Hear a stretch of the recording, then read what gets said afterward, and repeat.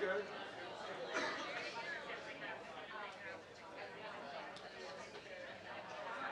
In the 1970s, nobody lived in So if you buy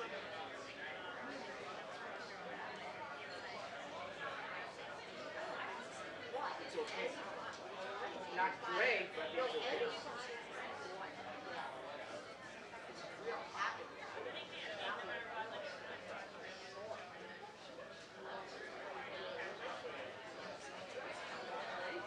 Yeah, I think Now that look at the that's because that they the university, so all the academics, they do it then. And they, it's in the so, the same thing goes about there's nothing but transit to Washington Harbor and all this. I heard, I wasn't there, but I heard that's why they call it Mogi Barra. well, they call it because there's actually traffic. The swamp. There's well, this whole area is swamp. We need to drain the swamp. So they keep saying. We need to drain more.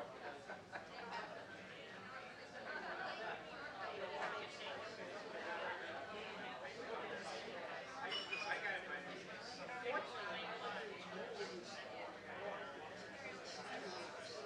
New York City never really this.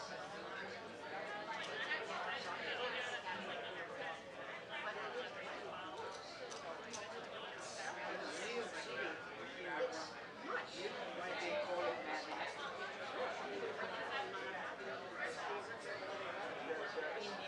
Yeah, and there are there are no survivors who don't actually know what it means.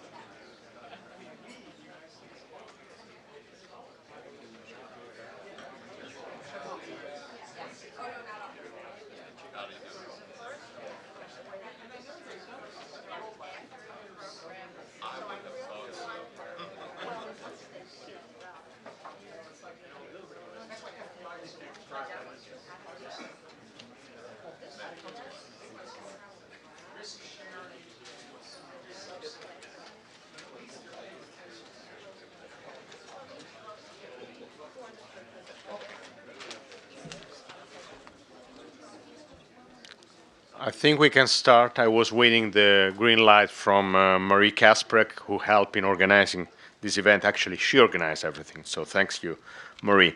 And welcome to everybody.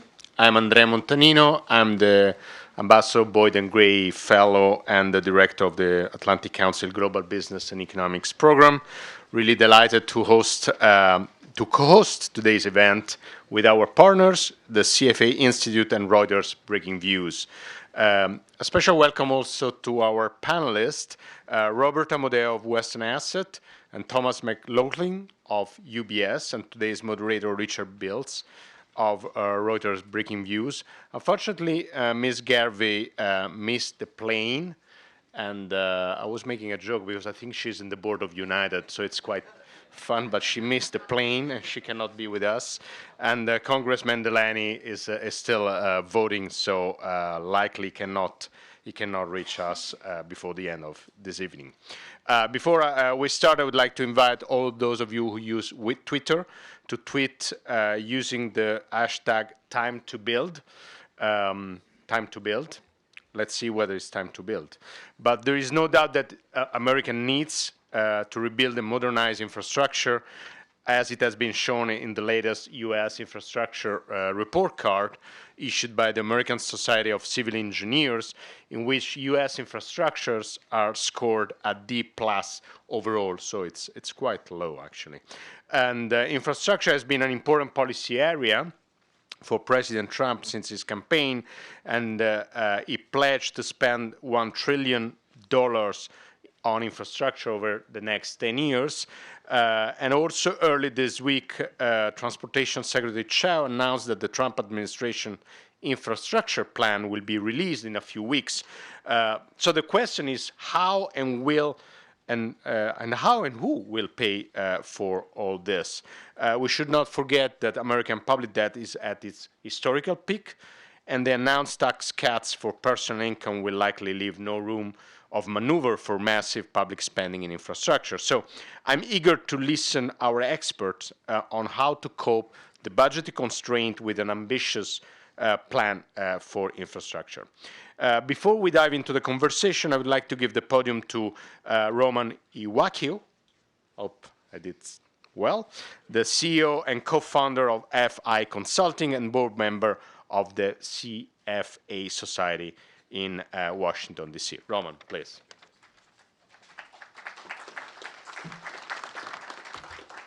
So welcome to everybody to the Atlantic Council. I'd like to thank, on behalf of CFA Institute, Reuters Breaking Views, and Atlantic Council for putting this event on with us tonight.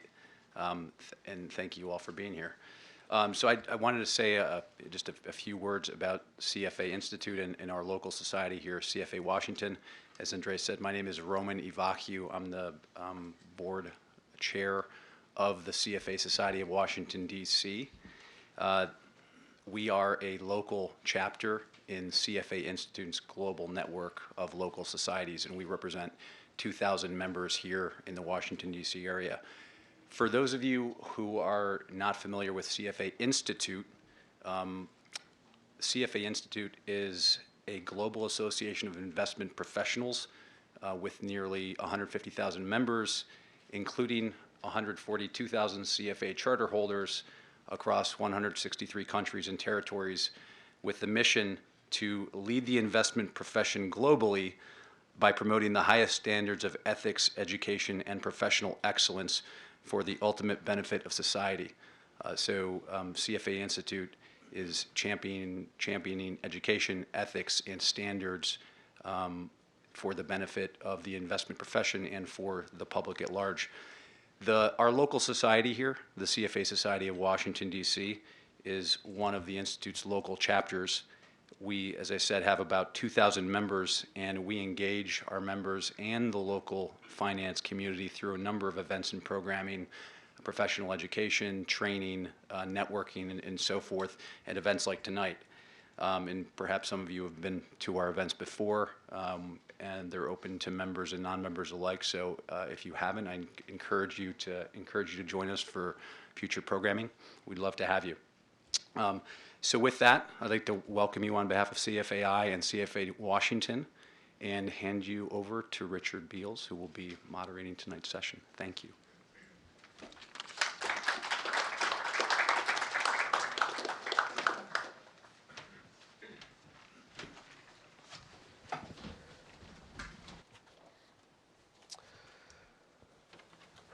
Okay, good evening, everybody. Thank you all very much for coming out. I'm Richard Beals from Reuters Breaking Views. Although the accent doesn't fit, I'm based in New York City.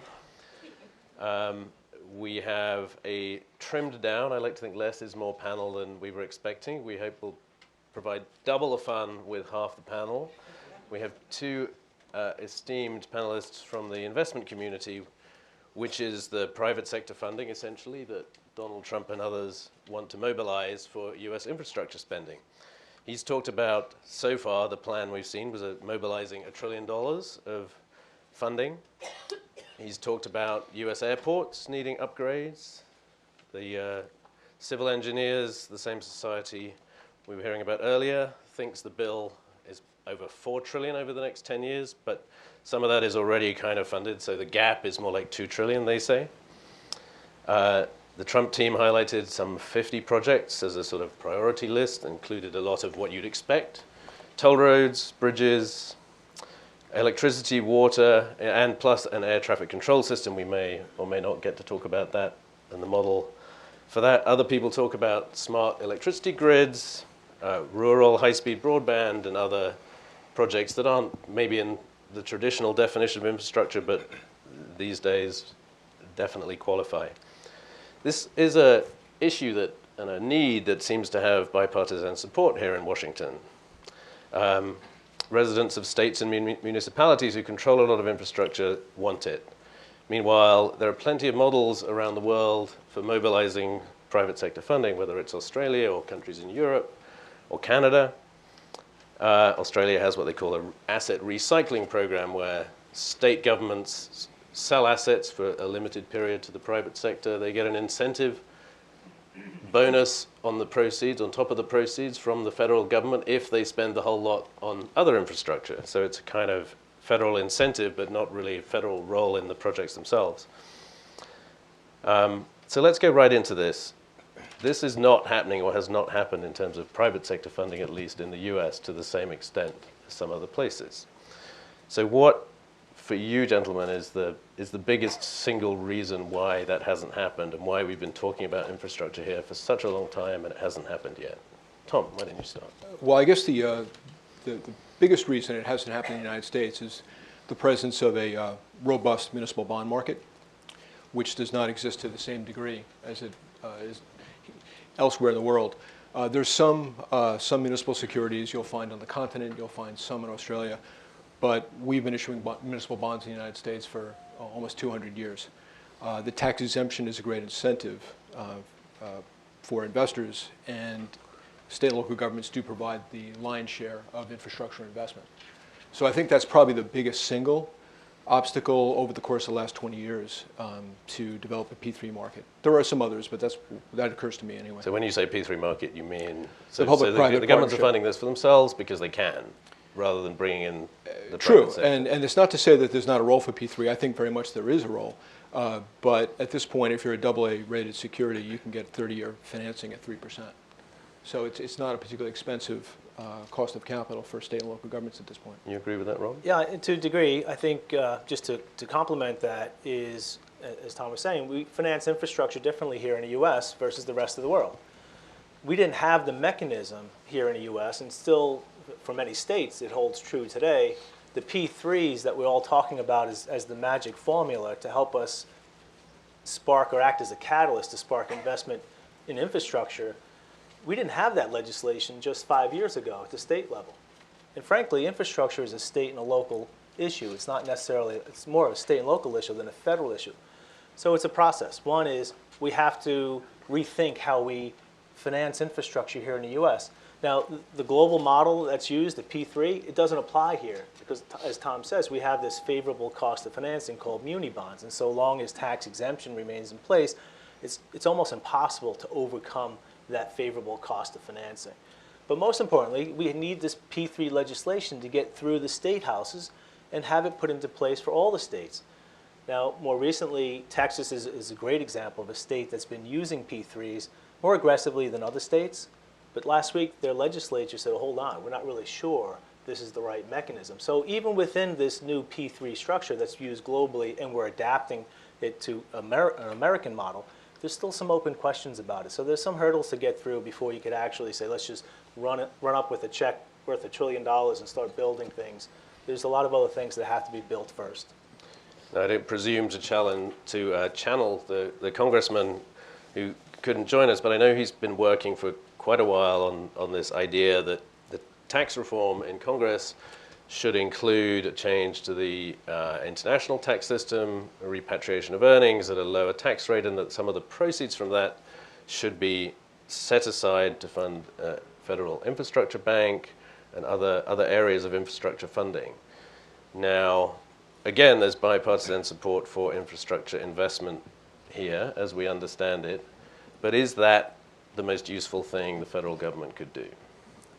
You want me to answer that? Yeah. Absolutely not. It's silly. It's unnecessary. When you start offering government incentives and distort the economics of the project, you end up with projects you don't want to fund. So I finance privately infrastructure projects already. I'm not waiting for incentives from the federal government. I'm not waiting for tax credits. You don't need it. There's more than $300 billion sitting idle in private equity firms looking for projects. I had a meeting yesterday with a South African bank who might be able to source a project for me, but then at the end of the conversation saying, yes, we want to work with you, but there are 4 people ahead of you willing to pay more, or meaning charge less for that project. And then we won a project. It was a state highway. It was a toll road. We were going to collect $1 for every car that went across. We had volume-based risk. And then 2 months later, after we won the project, they called us and said, thanks, Rob, but you didn't win the project. We found federal financing at free, basically free. So now you're distorting the economics and you're really blunting the incentives to control the economic risk in infrastructure. So I think there is a place for incentives. I think there's a role for federal government. Right. We can talk about that a little bit more. I don't want to take up too much time here, but there is certain programs that can provide good incentives and while maintaining sound economics within infrastructure projects, but offering tax incentives for high-profile projects that are going to get funded anyway, it's wasteful. It's unnecessary. Actually, just when we talk about P3, I'm sure everybody knows what we're talking about, but we're talking about what, when I was growing up, we called PPP, public-private partnerships. So maybe a local government sells a concession to a private sector company for 30 years, 50 years, 99 years, whatever it is, to run a toll road, invest in it, keep it running, charge the tolls, and then eventually it reverts back to the government. Just to be clear. We should actually take care to mention that P3s come in all shapes and sizes. So it could be a concession that you're letting to a private contractor to run the infrastructure, but it could also be an availability payment that you're making on behalf of a state or local government for the infrastructure to be made available for free. I'm pretty much on the same page as Robert.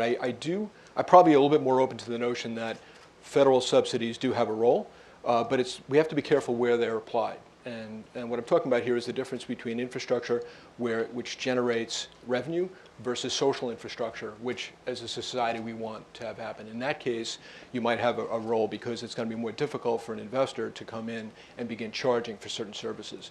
So that's the first fork in the road we have to decide. I'm struck by the fact that it's been 25 years since we've raised the federal gas tax. State governments, of course, have raised it in the interim, but we haven't raised it in quite some time. If you inflation adjust that rate, we are paying as a society for the federal gas tax the same that we paid in roughly 1936. Okay, so we don't want to necessarily raise taxes. Do we have a willingness to do so is one of the things that I think we both wrestle with when we think about what particular projects are going to be useful investments.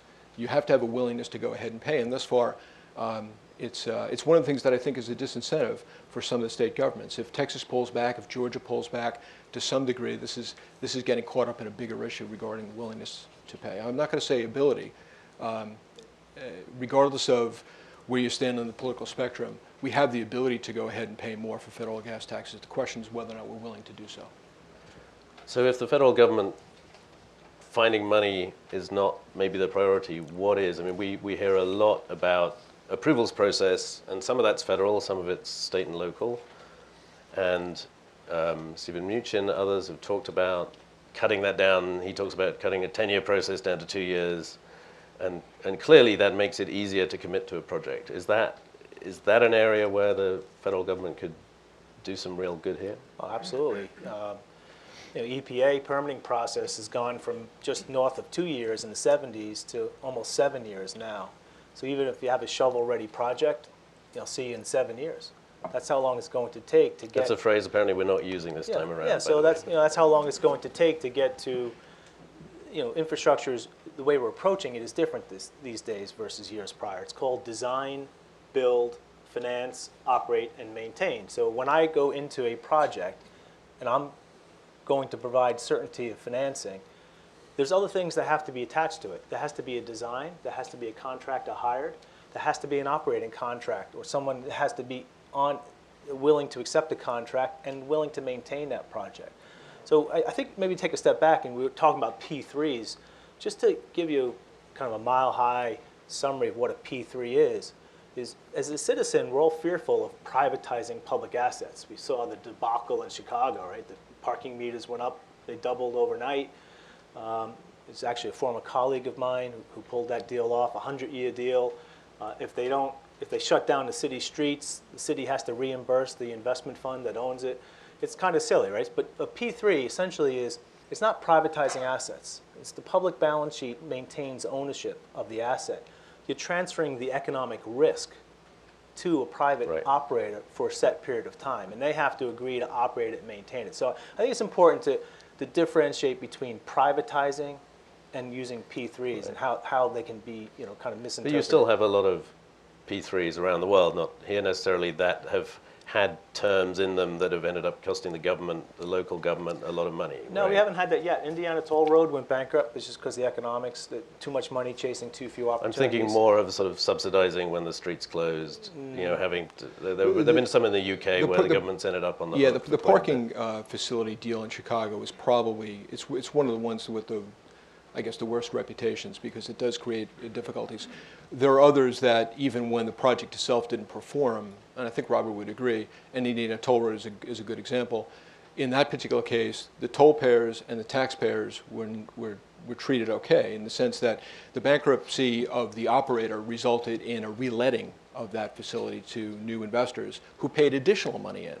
And the original cash that was obtained by the state of Indiana was used and used for other purposes for capital projects around. The key is that when you do a privatization, whether it's a P3, where you're basically getting paid for the right to go ahead and operate public infrastructure, you have to be smart about using the cash for other useful purposes and not to plug a budget hole. And some of the bad reputation that P3s have gotten over the course of the last 10 years has a lot to do, not even so much with the contract, although there's been issues, it actually has to do with the use of proceeds. You can't go ahead and use it to go ahead and plug 1 year's budget gap. If you go ahead and do what Governor Daniels did in Indiana and reapply it to capital infrastructure elsewhere, it actually is a much better deal. So since we're here in DC, do you guys detect anything happening here that, you know, whether it's the views of the current new administration that will help any of this, or is it more a state and local issue, and do you see the right things happening there, I guess? Well, I was struck by your comment that there's bipartisan support for infrastructure. It's good to hear there's bipartisan support for something in this town, actually, right? You know, I think one of the things that is ever so important as we talk about infrastructure is defining what responsibility the federal government has first and foremost versus state and local governments. Because again, as we both said at the beginning of this presentation, the state and local government is the principal means by which we fund infrastructure in this country. Okay, and if you look at how the federal government allocates infrastructure dollars, almost half of it is going to surface transportation to the interstate highway system. And then you can take all the other categories of infrastructure and put them in the remaining 50 or 52%. The role that I would suggest for the federal government is to basically improve the ability to go ahead and allocate the dollars that it does fund, not necessarily to increase it, to Robert's point. It's increase, I have a view, it's probably a little bit different from Robert's. More money is fine. I think more infrastructure is fine, right? But it's really how you do it. So if you think about how we basically allocate airport improvement program grant money, airport money, right? What we're doing is we're basically allocating a lion's share of that cash each and every year to rural airports, either general aviation or airports with less patronage. So we were talking before the session, it's something on the order of the top 60 airports are getting something like 25% of the actual AIP grant money.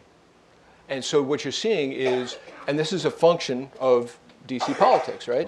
You've got to get something through the Congress, and you've got to get it signed on the president's desk. So you have to give something to everyone. You have to give something for a little bit for everybody. The problem is, over the course of 30 years, we basically distorted to such an extent that the airports that are accommodating most of the origin and destination passengers are not getting the majority of the money that is basically being funded by Congress. So it's a misallocation of resources, and that's something that I think the federal government could work on. I think there's a role for federal government, but if you want to just summarize what that role might be, it's in a few categories. One is expand the existing programs we have. And we're already spending $305 billion in what's called FAST, which is the Surface Transportation Act, between 2016 and 2020. That's $305 billion there. We have the TIFIA loan. We have the Highway Trust Fund. We have a lot of programs. The problem is the programs aren't getting the cash to the right programs. So just funding existing programs sounds great. It's an easy fix. But at the end of the day, if our infrastructure is broke today and we already have the programs, they're not getting the cash in an efficient manner to the right programs, the high-value projects. So let's take that off the table. What's the next one? Tax incentives or tax credits. All right, if I give you a $1 trillion worth of tax credits, you're going to shield roughly $3 trillion worth of taxable revenue. That's a lot of taxable revenue to shield. And if you upfront, if you have these tax incentives, tax subsidies up front, how long are you going to take to just break even on that? So if you're going to have a tax subsidy, tax credit, I would recommend backload it. put it at the end of the project. And these So you have to make the project you have work to make before it you get work, paid back, You have to prove basically. it. You have to show a rate of return. Prove it. Then you get the tax incentive and the tax subsidies. Or maybe use it more judiciously for the small rural projects that, we all know about these high-profile projects that are going to find financing. LaGuardia Airport is a great example. It's probably the most talked about airport in not the positive sense. It's a $4 billion project. It's $2.5 billion construction project. The rest of the costs are insurance and everything else. Did it have trouble finding money? No. In fact, within that project, there was another tranche of investment opportunity. So within P3s, there's generally 3 tranches of investment opportunity: private equity, private debt, and traditional conventional municipal debt. Those are the 3 opportunities within infrastructure. And that's likely to be the case going forward. They were trying to put a private debt tranche in that project, but the favorable cost of financing, as Tom was saying, for municipal bonds, crowded it out. There was no need for it. So that's how much demand there was, how much capital there was for that project. Right. So that's another thing you could look at. I think the federal government, you could talk about the infrastructure bank and how efficient that would be. I doubt it. I mean, just look at all the other programs we have. Is that really going to be efficient? Probably not. It's probably going to be another regulatory permitting process nightmare to add a little drama. How do you really feel? So, how long is it going to take you to get the money out of the infrastructure bank, and at what rate? And then I think it'd just be a mess.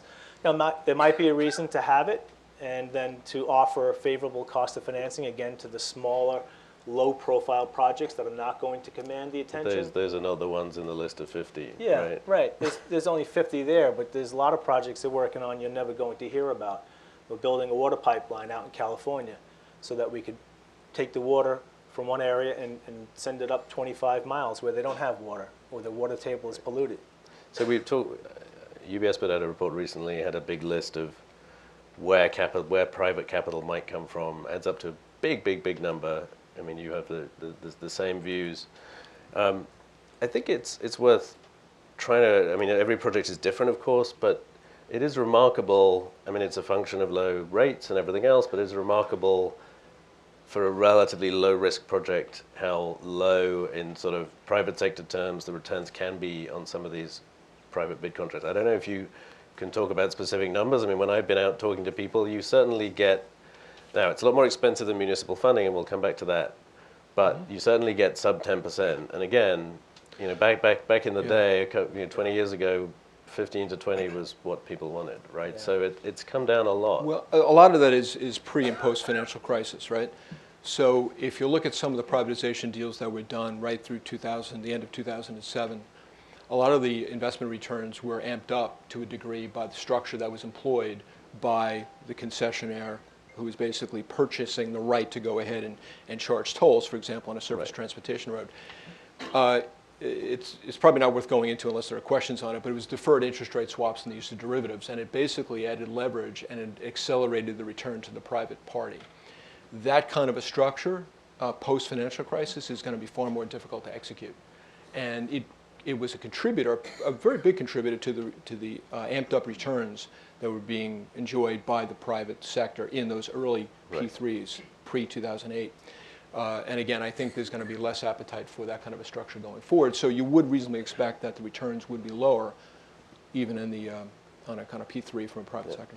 So the cost of financing in municipal bonds, LaGuardia is trading 100 over comparable AAA. That puts it at 4% and slightly below 4% in 30 years, slightly below 2% in 10 years. We'll call it 2% just to round the numbers. That's the cost of financing in municipal bond side. Banks are involved in infrastructure financing. They have been for a number of years. They've been a low-cost provider, favorable cost of financing. It's LIBOR plus nothing sometimes. But more importantly, as you move up and down the capital stack, what I mean by that is if there is a low-risk project, and there are plenty of them, you're going to charge LIBOR plus 45. Now, as you move down the capital stack and you get into some of the projects we're looking at now is funding what's called it's merchant kind of risk. So we're going to fund an electric utility, a plant that's going natural gas fired electric plant. There's no contract attached to this plant. So typically you'd want to see a contract, an offtake contract But if there's no one's there on your door every day guaranteeing a certain amount of demand for your product, that's called merchant risk, and it could be very risky. That is now bid at LIBOR plus 500, maybe LIBOR plus 600. Maybe we can kind of. So what's that right now? 7-8%. We'll call it 7-8%. Yeah. But I could actually finance. We financed a land development deal out in Colorado just yesterday at 7.5 municipal yield. So it's all over the map. There is no one rate of return. You have to Right. know what you're doing. But that goes to your point that the capital's available. Oh, Because yeah. we had 7.5%, what Robert's talking about is a speculative project. Oh yeah. Yeah, by definition. There's nothing there. It's green field. There's just a field. There's nothing there. Right. But just to go back again, if you were able to talk about it, you talked about this toll road you were talking about with the state, and you were going to charge everyone $1 to drive it.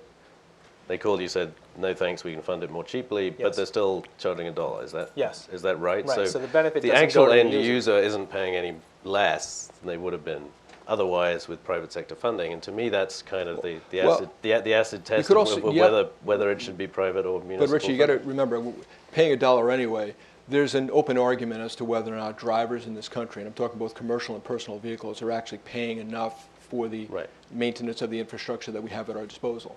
And there's a robust debate about that right now. So if they're still paying $1, now granted, I grew up in New York City, and the East Coast where there's tolls everywhere, so I'm more accustomed to it than Right. other parts of the country. But it's still a situation where I think we're still, as a nation, coming to grips with this notion of user fees as a means to go ahead and pay for the infrastructure that is put at our disposal. So clearly, even though private sector funding is available, if the projects are right and it's not that expensive, certainly right now, municipal bond funding is still cheaper. We're all here, we're sitting here, you're all here. There must be a reason to believe that is not going to continue indefinitely, or that capacity is limited. And we talked a bit about this before. I don't know if you guys want to, why can't states and municipalities just keep on doing it that way? Well, I would jump in and just suggest that the dynamic, there's two things going on, both at the federal level and at the state and local level. If you assume that, you take a look at the federal budget, and you basically assume that there's a certain percentage, it's a very large percentage that's already committed to, right? We're talking about Medicare, Medicaid, Social Security, interest on the national debt, defense, which it doesn't look like we're going to be cutting back on anytime soon. You take all that off the top, and you're really talking about 15% of the aggregate federal budget that you can play around with. And from that 15%, you got to go ahead and pay for all the cabinet department operating expenses, right? So it's not as if that the federal government's got all that much money that they can use as a discretion. For the state and locals, you have a different issue. And the state and local issue is you've got rising pension liabilities and rising post-employment benefit liabilities. So at a certain point, for projects that can generate revenue, and again, not all projects will, social infrastructure may not, but for projects that can generate revenue, you're getting a situation where you're crowding out other expenses. You're going to have less discretion over the course of the next decade at state level governments to go ahead and do this. We're already talking to the point right now where the state of Connecticut is upwards of about 7% of its general fund operating budget is dedicated to pensions and OPEBs, and it's going to rise. And we're seeing this throughout. Some states are worse off than others, but you have a situation where the pension liabilities are increasing much faster than the revenues associated with general government. And as a consequence, you're going to have to identify some projects and literally turn over the keys. There is no other choice. Are you seeing signs that that's a constraint? Yeah, in the your state, world? every level of government is broke. It's that simple. You said it a lot better than I did. I was there for like 10 minutes. So. Didn't take so long. It's I try to get rid of the noise and get to the heart of the issue. The state of Illinois is going to be. There's a fair chance, a better than 50% chance, the state of Illinois is junk bond rated by the end of May. Connecticut was downgraded today. You could buy city of Chicago debt cheap to most emerging market countries' debt. It's not because they're not. Chicago and Illinois is the economic engine of the Midwest. This is a very large state, well diversified, highly educated, highly compensated, poorly managed. And I think the balance sheets at every level of government has just been depleted, and we haven't reinvested in our infrastructure. So how are you going to do it? You're going to have to invite in private capital. Well, we don't have the mechanism to do it. And even if we do have the mechanism, as we talk about, if you go to look at the rail system here. It's broke. It's out of date. They don't have the money to fund it. So you have to take in a private operator. Private operator comes in, they're going to charge you. MTA, and the MTA, the fee they charge you is roughly half of what it costs to deliver the service. So as Tom was saying, the conversation has to change. What we pay for infrastructure is going to increase. Now, as we approach infrastructure, we're going to look over the full life cycle of the risk, the design, build, finance, operate, maintain. Now, today, or 6 years ago, the process was very different. What we would do is we'd send out an architect's rendering that was crafted by some state architect, and then you have a bunch of construction companies bid on it, and we all know low bid wins. And then we all know what happens after that. It's over budget and doesn't come in on time. Right. Well, now it's different. We're going to ask you to look over the full life cycle of the risk, and that we're With an gonna pay obligation more. to maintain it. Yeah, we're going to pay more, but we're Yeah. going to get a better product and a product that's lasting. Right. So these are the conversations that the funding of infrastructure is not even a conversation. In my mind, it's just plenty of capital. Going to Asia this Saturday, start meetings throughout the week. They want to invest in U.S. infrastructure. They have plenty of dough beyond the capital that's already raised Right, here domestically. right. I mean, it's just that simple. The conversation has to evolve, has to expand well beyond the financing of infrastructure to what are we going to finance? How are we going to finance it? How are we going to repay it? Most importantly, how are we going to pay for this stuff? And the speed with which you let the contracts in the first place. That's one of the big complaints Right. that I always hear from overseas investors and from some domestic investors who would, at this point, you would expect to be more accustomed to it. But this whole notion of basically starting a project and still not being able to execute a contract 3 years later it borders on the absurd. So you've got to actually move these contracts through at a greater pace. So, just to digress a little into the politics of that, or the process that needs to happen with that, we talked about P3s and different states. Is there progress there in the states, and is there anything the federal government can do to sort of standardize, Well- help standardize that process, maybe? You know, we actually, Robert and I went back and forth on this a little bit behind the scenes, so it'll be interesting. You know, some states, like Virginia, for example, and Florida to an extent, have kind of embraced privatization in one form or another. Sometimes it's direct concessions that are granted to a private operator to go ahead and levy tolls. Other times it's an availability payment. You build it, you operate, you design it, you build it, you operate it, we'll go ahead and pay you, provided the service is available.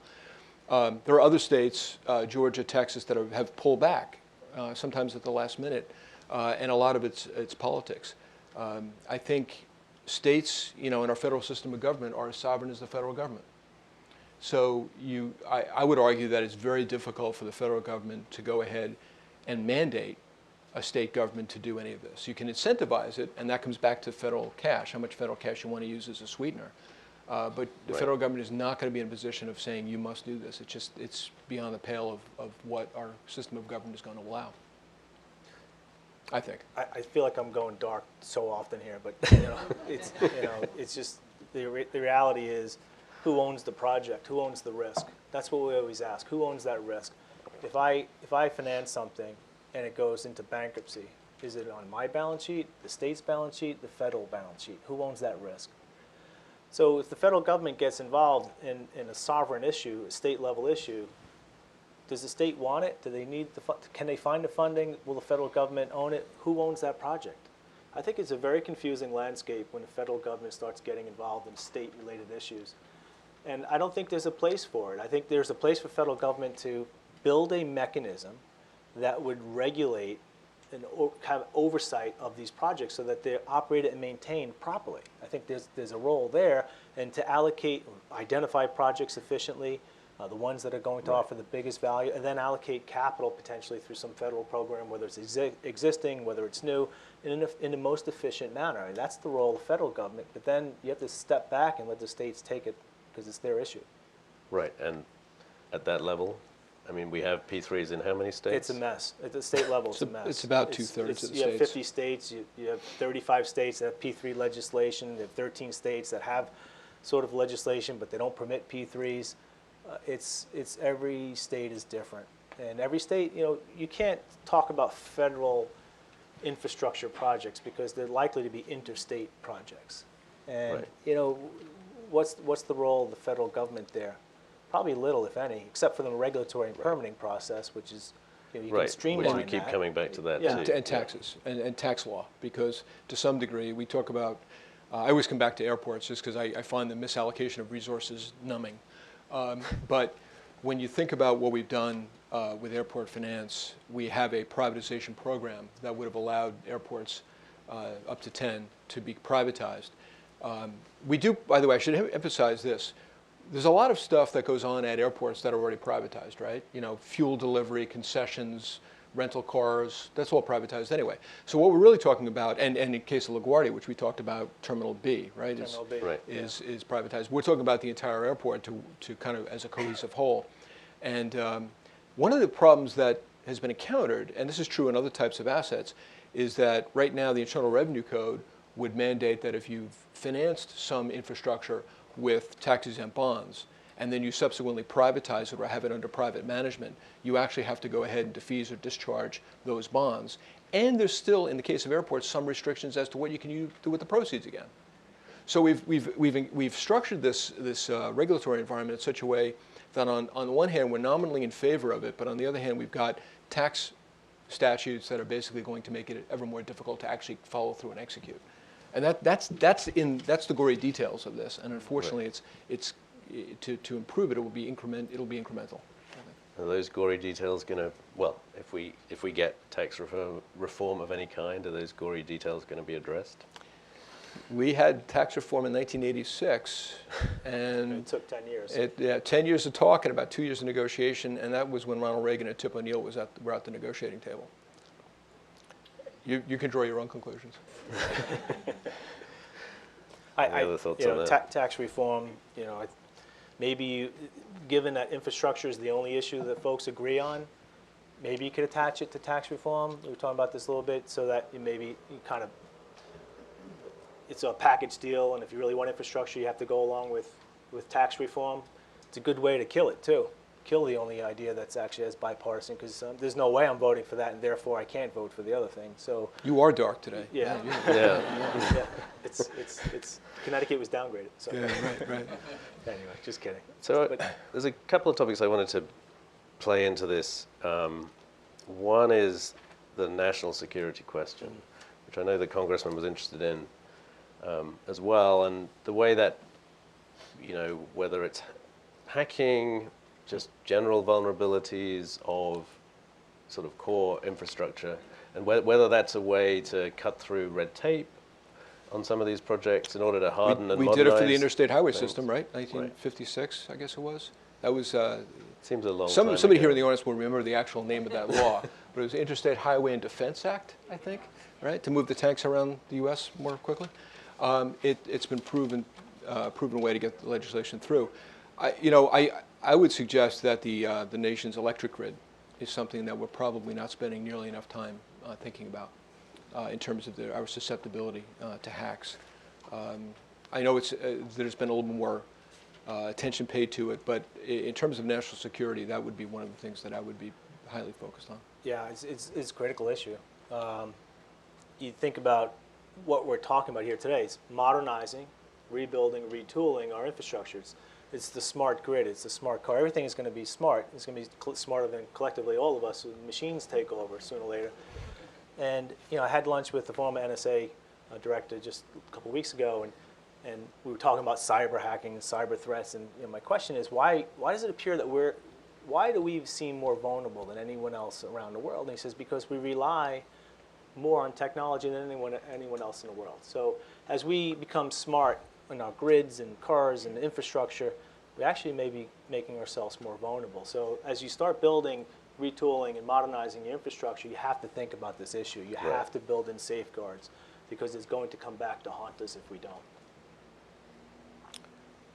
Oh, that's good. Yeah. Well, and hopefully it's a way to make stuff happen a little quicker. Well, it's as going to be if more costly. More costly, but maybe quicker. More costly. Just Well- more costly, and slower. But unavoidable. Right. Unavoidable. You're going to have to do it. Right. But again, this is not something that DOE can do alone, right? So, No.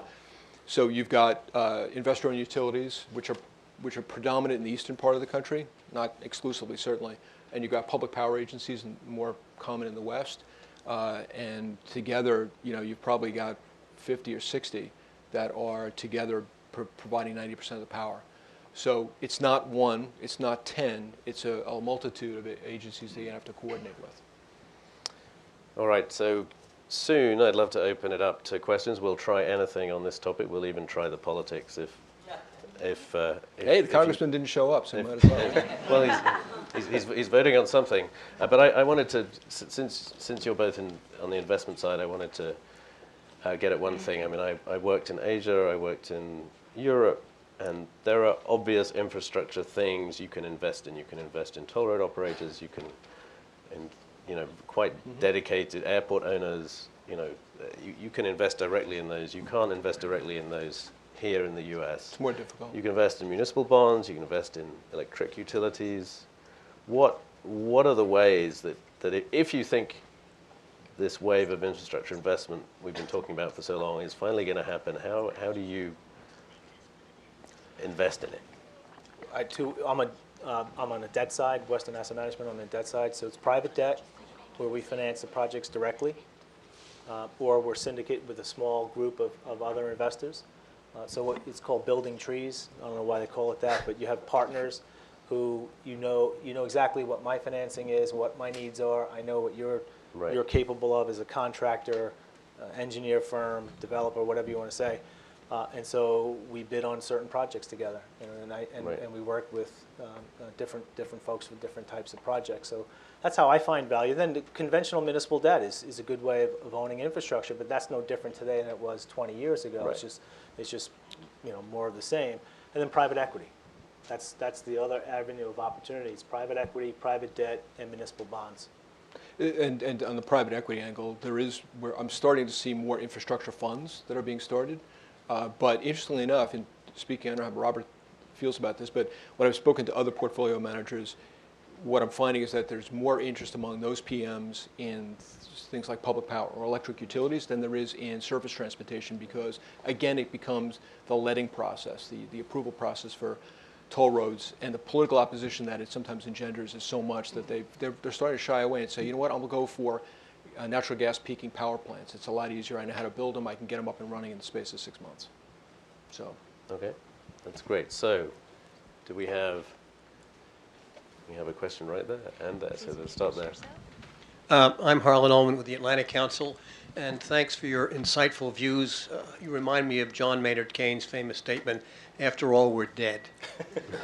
And I want You're darker than he is. You know that, right? I'm talking about both of you. There are two huge contradictions. I have been arguing for an infrastructure bank for a very long time. I don't agree with Congressman Delaney's approach because it's just too complicated. It's not going to work. But take, for example, 4 huge vulnerabilities. You talked about the electrical power grid.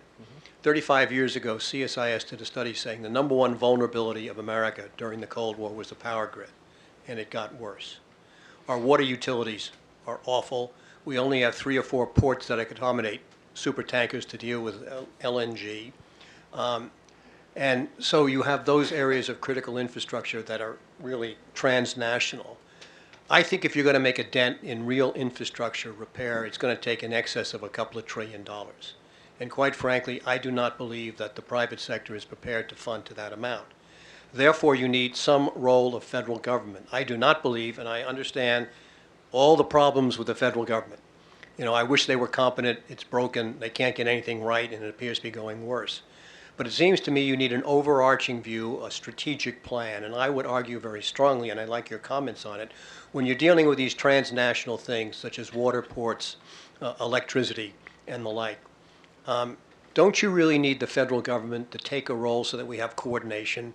In other words, in the Highway Act of 1954, which was you mentioned as the National Defense and Highway Act, it would have made no sense if you had Route 66 that only went from here to Chicago and there was no connection from Chicago on west. And if you're dealing with things that have transnational reach, such as the power grid and otherwise, you have to have somebody to coordinate and overarching it. Now, where you would put this in government, that's why I like the idea of an infrastructure bank. But I like your comments. Don't you need some kind of federal control, at least to start, more than oversight, so that we actually have a plan that will involve the stakes in the local municipalities, and then support it with more money that I think can come from repatriating the $1 trillion or so that public companies keep abroad? Comments? I couldn't agree more. I think my comments earlier are in agreement with what your point, your major point, which was the federal government has a role. Its role is to identify those projects in an efficient manner, and then to allocate capital efficiently as best as possible, and then also to build a regulatory framework such that we monitor the situation properly. We don't have that framework in the current P3, so I couldn't agree with you more. But once that role is fulfilled, then you have to let go. You have to let it to the state. And I would argue the other side, that there is plenty of capital. It's going to be a lot of. Yes. Yeah, I think there's 300 billion sitting idle today, already raised, just domestically. Yeah, I agree with the premise that the federal government has to create the rules of the road governing how we're doing this.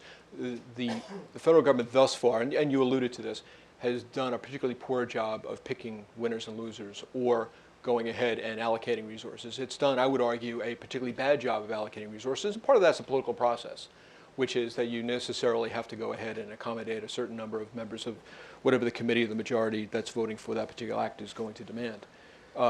But when we think about the fact that from a highway investment standpoint, the federal government right now is underinvesting in the most congested areas on a per capita basis, or they are underinvesting in the most congested airports. And a lot of that, this is life. I mean, this is not going to change, but a lot of that is political. It's what's going to be necessary to get it through. I guess I'm a little skeptical that a national infrastructure bank, we've talked about it for a generation, is necessarily going to be immune from those. I think if it was more or less immune and could basically allocate resources on an objective basis, it would be useful. But when you think about the LNG, think about it this way. Right now, this is going to be somewhat close. It's not going to be precise because I can't recall the actual statistic. But something on the order of a quarter of all the international imports coming into the United States are coming through the Port of LA and Long Beach.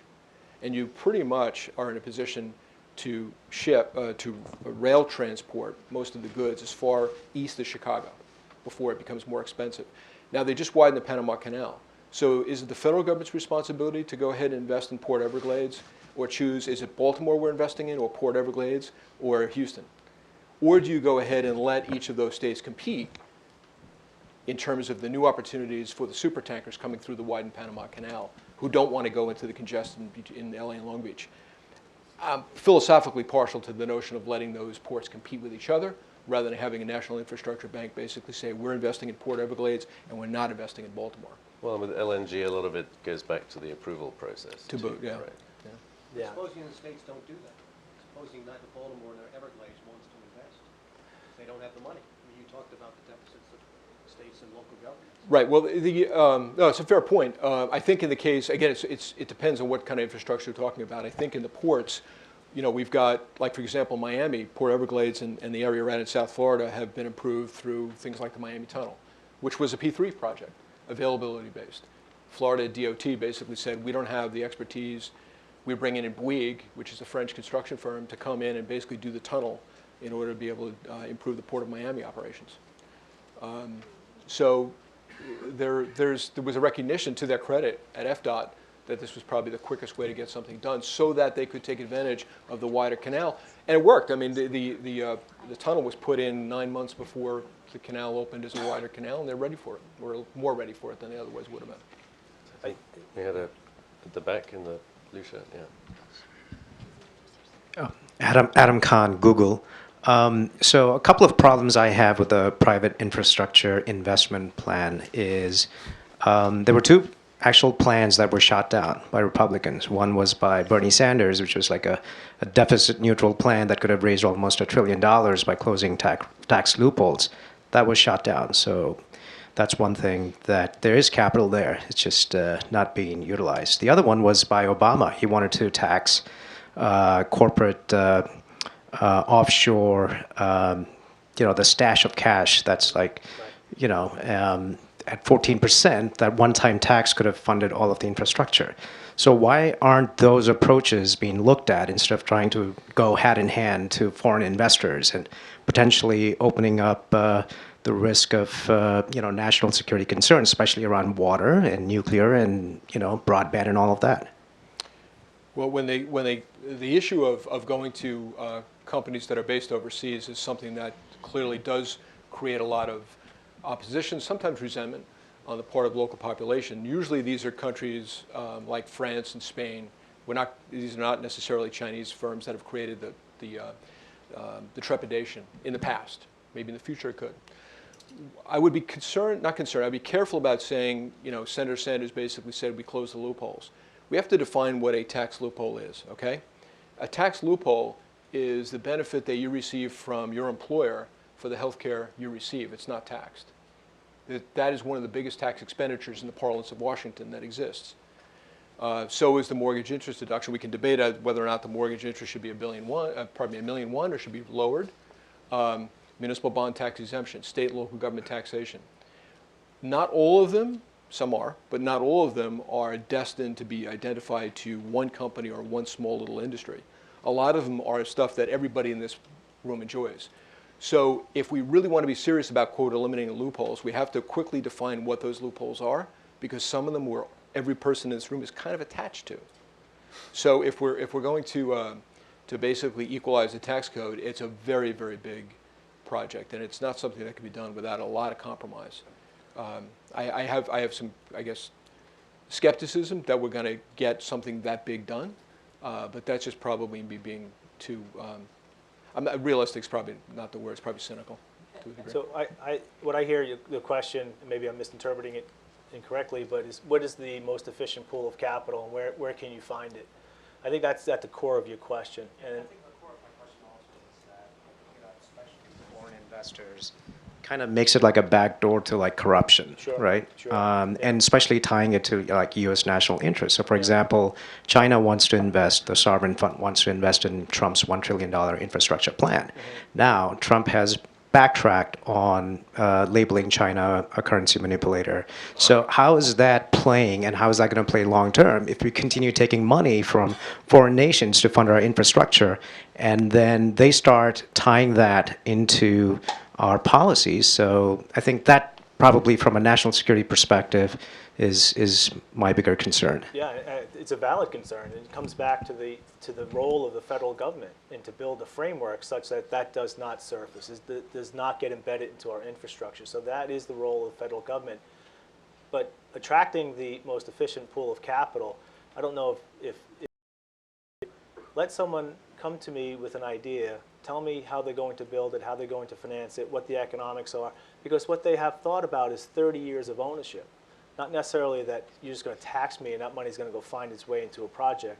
I'd rather have someone thinking about the economics, risk, and then looking at those risks and pricing them commensurately or appropriately given the set of risk, and accepting those risks.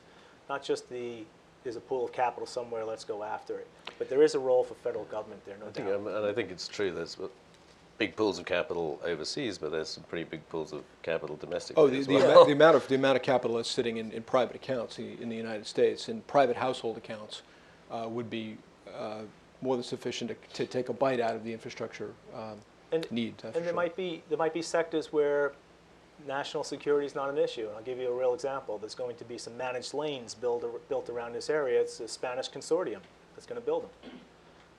All right, so let them build them. They're bringing in a capital. I can tell you they're paying too much for that project. It's too highly levered. They're not going to make their money back. So they try to offlay some of that risk to us. We're not going to pay them. So in those cases, there's sectors, maybe with the utility, the electric grid, other areas, air traffic control.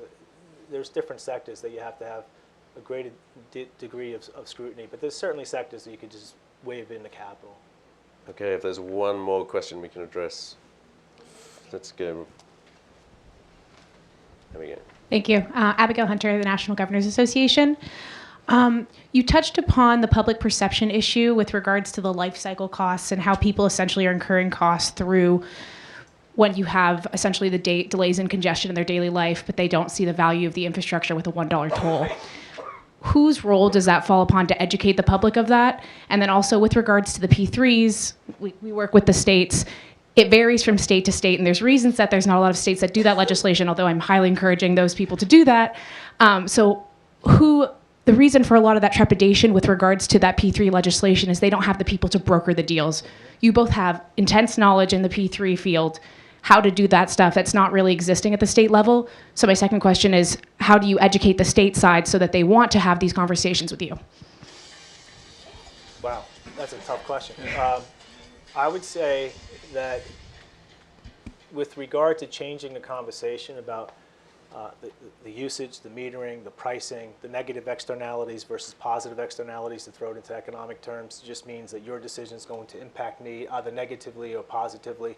And so you could have Pigovian taxes, you could have what's called congestion pricing. So if you want to travel into the city the same time I want to, we have a lot of traffic, there's pollution, there's delays, there's lots of negative externalities. But now, if you charge a little bit more for that peak pricing, maybe I can adjust my behavior such that I can go into the office a little bit earlier, a little bit later. So those are some of the issues that we're going to see.